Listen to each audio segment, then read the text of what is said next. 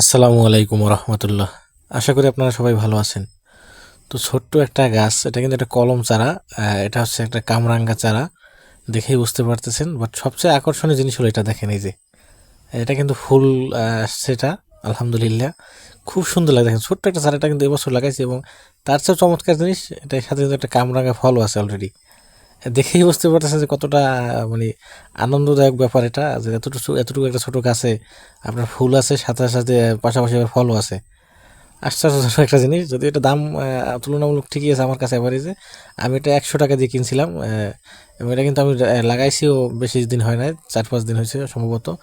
But আমার কাছে সবথেকে বেশি ভালো লাগছে ফলটা এবং এই ফুলটা। গাছ যেমন তেমন হোক, ফল ফুল আছে, এটা যার কারণে এটা খুব সুন্দর লাগতেছে। এবং গাছের নতুন নতুন কিন্তু ডালপাতাও ছাড়ার একটা সময় হয়ে আসছে। তো এটাই দেখাইলাম আপনাদের। দেখেন ছোট একটা কলম গাছে কত সুন্দর ফুল এবং ফল আসছে, আলহামদুলিল্লাহ। খুব খুশি আমি আসলে। আর গাছটা দেখেও আমার কাছে বেশ ভালো লাগতেছে।